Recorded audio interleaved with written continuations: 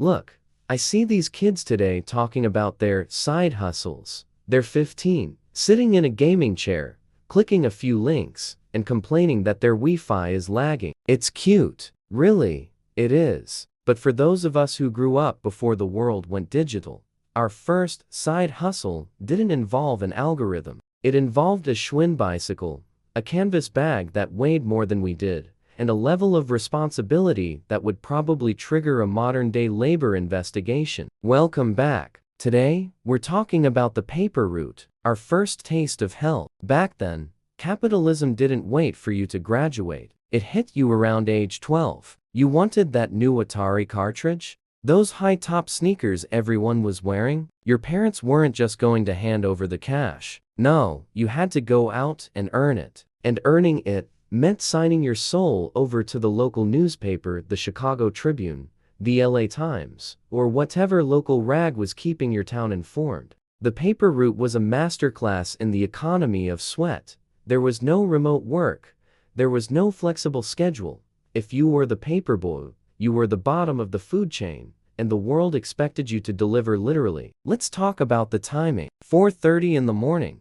Have you ever really experienced 4:30 a.m.? It's a different kind of silence. It's cold, it's lonely, and it's dark in a way that feels heavy. While the rest of the world was dreaming, we were standing in a garage or on a street corner, folding newsprint. The smell of that ink, if you know, you know. It stayed on your fingers for days. You'd snap those thick rubber bands around the rolls until your wrists ached. Then, you'd load them into those canvas bags. God, those bags. When they were full of Sunday editions, they weren't just heavy, they were a physical burden. You'd sling it over your shoulder, or drape two of them over the handlebars of your bike, and suddenly, you weren't a kid anymore. You were a pack mule. And here's the thing.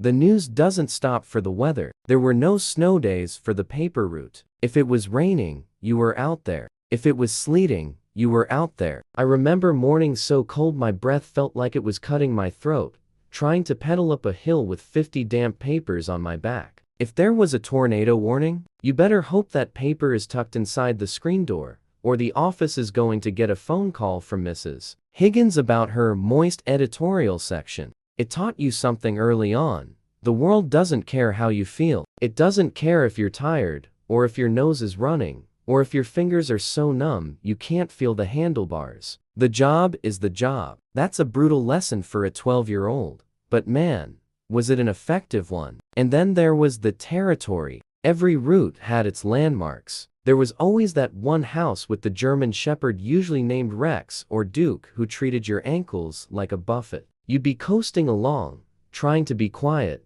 and then bam, the sound of a chain snapping and 100 pounds of fur and teeth coming at you. You learned to pedal fast. You learned tactical retreat before you even knew what the words meant. But the dogs weren't the worst part. The worst part was the collection. Remember that? Friday nights, you had to go door to door, knocking on the doors of people you'd been serving all week to collect the few dollars they owed. This was where you learned diplomacy. You'd stand there, a shivering kid on the porch, while Mr. Henderson, the grumpiest man in the zip code, would look at his watch and tell you he didn't have any change and to come back next week.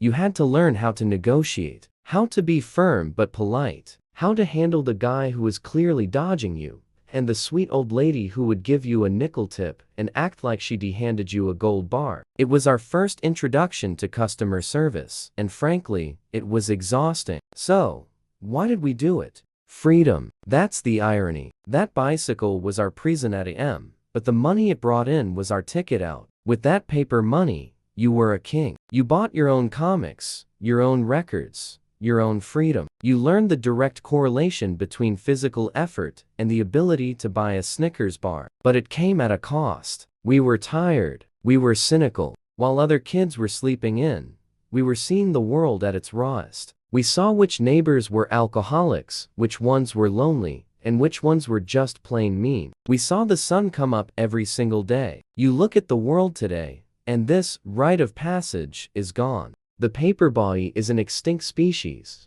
replaced by adults in Toyotas throwing plastic-wrapped bundles from a car window at 25 miles per hour. Today, resilience is considered a mental health buzzword. For us, resilience was just what happened when you had 10 papers left. It was pouring rain, your chain had slipped off for the third time, and you still had 3 blocks to go. You didn't self-care. You put the chain back on, wiped the grease on your jeans, and you finished the damn route. We're raising a generation that thinks hardship is a slow internet connection. We were raised on the cold asphalt of the grind. Does that make us better? I don't know. Maybe. It definitely made us different. It gave us a callus on our souls that keeps us going when things get messy. We don't panic when the Wi-Fi goes down because we know what it's like to work in the dark. I think many of us still carry the ghost of that canvas bag on our shoulders. We still wake up early for no reason. We still have that nagging feeling that if we aren't moving, we're falling behind. It was a cruel way to grow up, maybe. But looking back at that kid on the Schwinn, I think he knew more about how the world worked than most CEOs do today. He knew that if you want the prize, you have to bleed a little on the sidewalk first. So, here's to the ex-paper boys and girls, the veterans of the AM shift. We survived the dogs, the snow, and the grumpy neighbors. And we did it all for $20 a week and a lesson we'll never forget. See you in the next one.